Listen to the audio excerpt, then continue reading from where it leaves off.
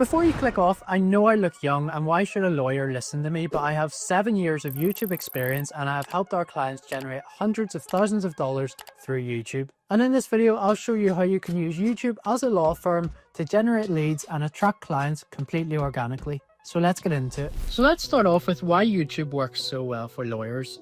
The first reason is because of trust.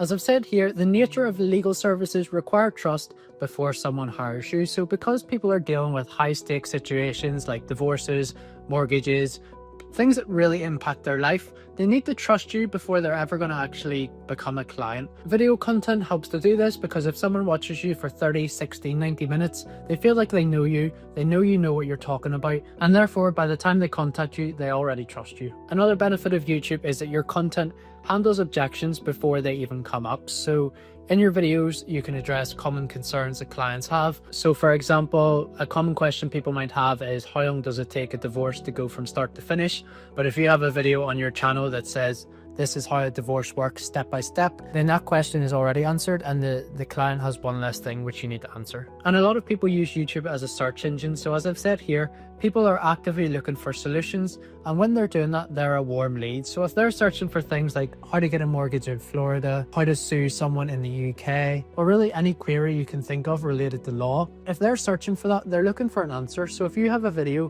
which goes into depth on that answer and then presents hiring you as the next step, then that's really going to help bring in warm leads for your law firm. The fourth benefit is your content compounds. So you're going to be creating evergreen content, which means that they don't go out of date, they don't expire, obviously minus a few law changes, but roughly speaking, the protocol for doing something now is going to be the same in 3-4 years time, which means videos that you upload today can still bring you clients in months and years to come. Plus, the more videos you have in your channel, the more time someone can spend watching you, and that relates back to the trust factor, because naturally the more videos someone watches, the more they trust you. In my opinion, one of the biggest benefits right now is that there's little to no competition. So most law firms are still relying on referrals, ads, billboards, all the classical and traditional marketing techniques, but times are changing and people are using social media more than ever right now, and it influences their buying decisions, who they hire, who they work with. Literally every aspect of people's lives are influenced through social media. So if you're not creating YouTube content, to be honest, you're missing out, and now's your chance to get ahead of the curve before everyone else catches on. And finally, it simplifies complex topics. So for the average person, understanding laws is difficult, right? Long words and complex sentences that to the average person make absolutely no sense. But if you can make a 10 to 15 minute video simplifying this in normal language that the average person can understand, that's going to be really beneficial and show people that you know what you're talking about. And as I've said here, it's much easier to do this in a video than a blog post or a LinkedIn post, because that's just long and boring to read. Now, with all that being said, I still haven't even mentioned the best part yet, and that is that you don't need to go viral. So most lawyers assume that making YouTube videos means they're chasing millions of views, but you're not trying to become a celebrity or an influencer, so this isn't actually what you should be aiming for. When it comes to YouTube marketing, the quality of the views is better than the quantity. So it's better to have 1,000 views from people in your city dealing with a legal problem and they're actively looking for lawyers and looking for solutions than it is to have 100,000 or even 1 million views from people who are never going to hire you in the first place. And this is where niche content comes in. So the more specific you are, the more niche your content is, the more specific it is, the better it's going to convert. And with social media marketing, a lot of people treat it the wrong way. They focus on vanity metrics, so views, likes, followers, subscribers, comments, but all of these are completely irrelevant. At the end of the day, you want to make money, you want to generate revenue, and the way you do that is by focusing on business metrics. So you want to focus on things like what percentage of people that watch the video convert to being leads, what percentage of people click the link in the description.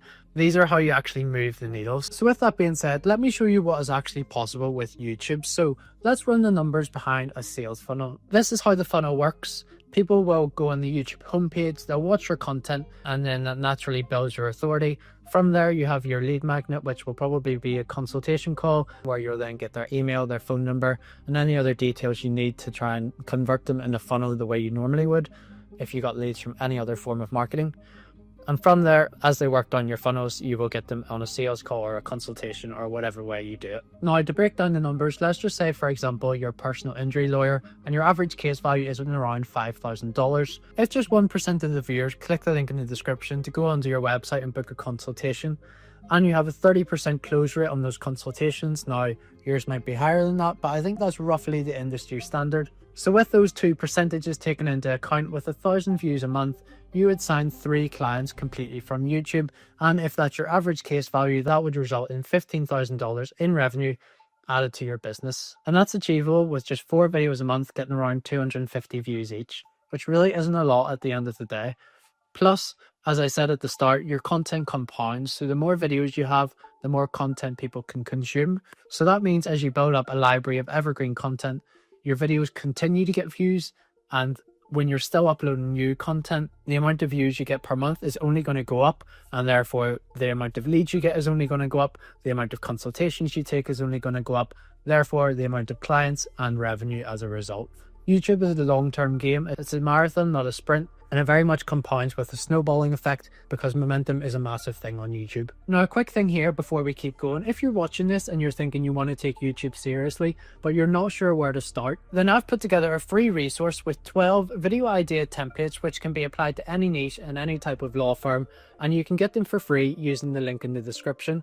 If you're uploading weekly, it's enough for your first 3 months worth of content, and all of these ideas are proven and are specifically designed to bring you leads and inquiries and not just views. So as I said, click the link in the description to get those for free, but let's continue with the video. So on the topic of video ideas, let's talk about the 3 types of videos you should actually be making.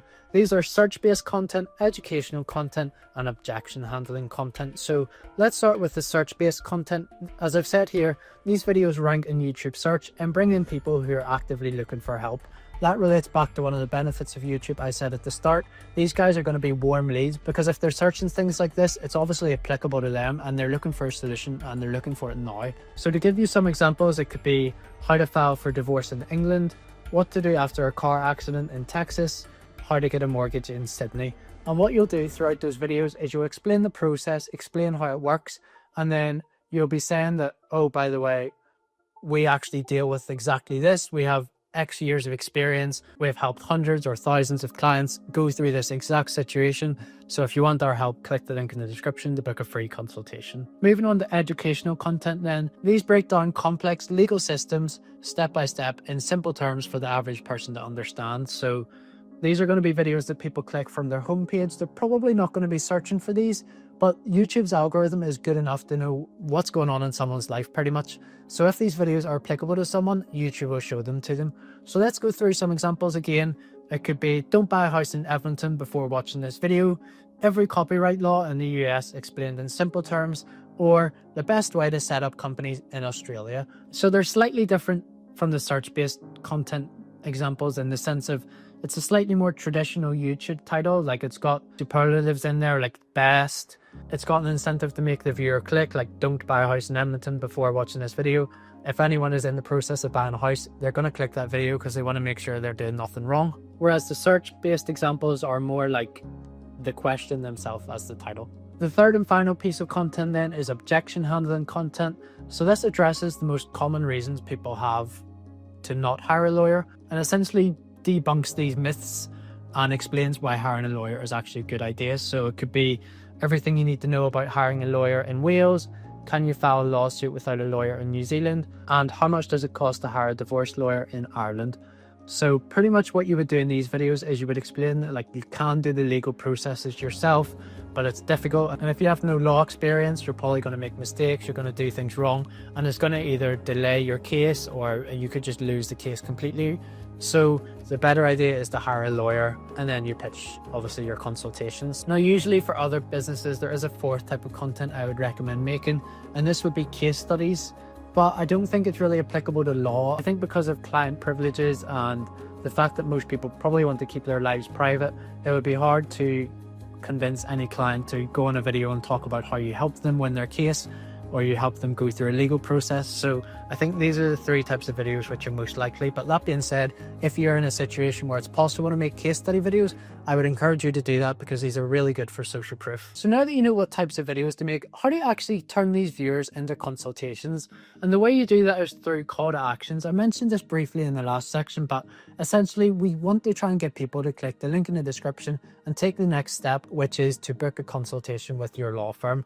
And this is, in other words, how you make money from YouTube. So it's one of the most important parts here, because if you're not converting your viewers to clients, that goes back to what I said about you're essentially becoming an influencer and a celebrity rather than generating revenue for your firm. So your CTAs should present the problem, give a clear next step, and it should be low commitment from the viewer. So it should be really easy for them. It should be a no-brainer, and there should be as little friction in the process as possible. Now here's how a typical video should look in terms of structure. The first 30 seconds or so should be the hook. Now this is how you really make someone focus after they click on your video.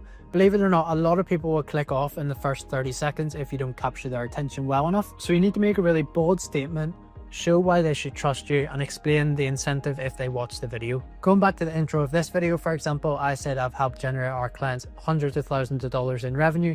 That's really good social proof, and it's probably a reason you're still watching this video. And I also gave you an incentive to watch because I said I was going to break down how to use YouTube as a law firm to help bring leads and generate revenue.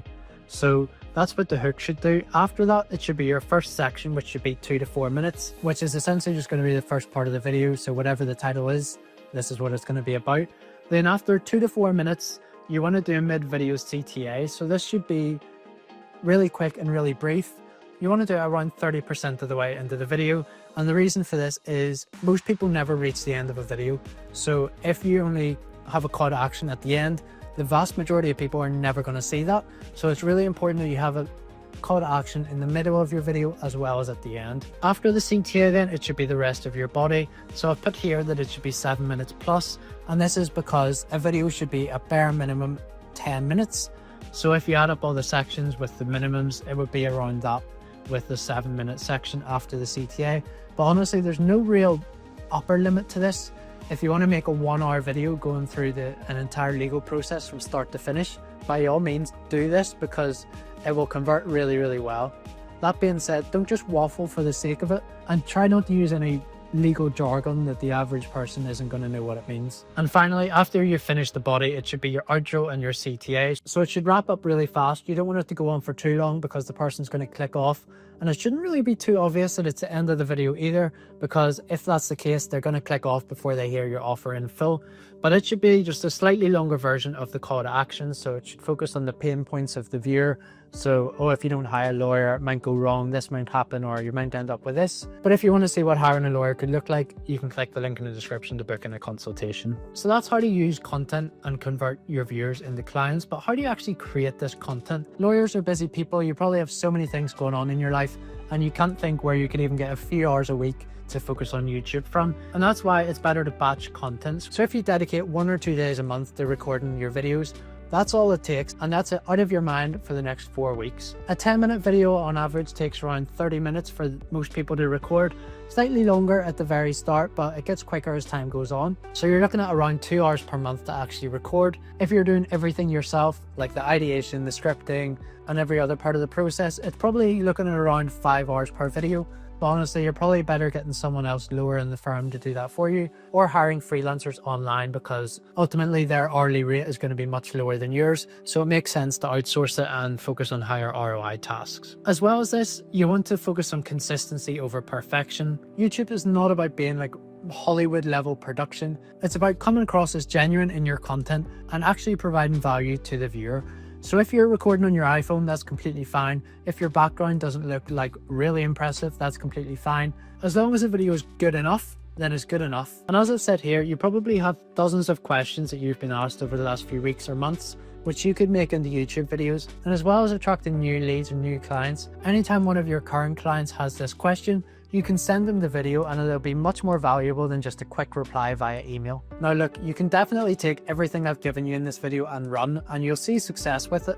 But the truth is that this is generic advice for every law firm in the entire world. So if you want me to build out a personalized YouTube strategy for your specific law firm, you can click the link in the description to book in a free call with me. We'll go over your current situation, what you want out of YouTube, who you're trying to attract, and I'll map out an exact plan for you to get views, convert them into leads, and sign them as clients. So again, click the link in the description to book in a free strategy call with me. And if you want to watch another video on how to sign clients from YouTube, then watch this video next.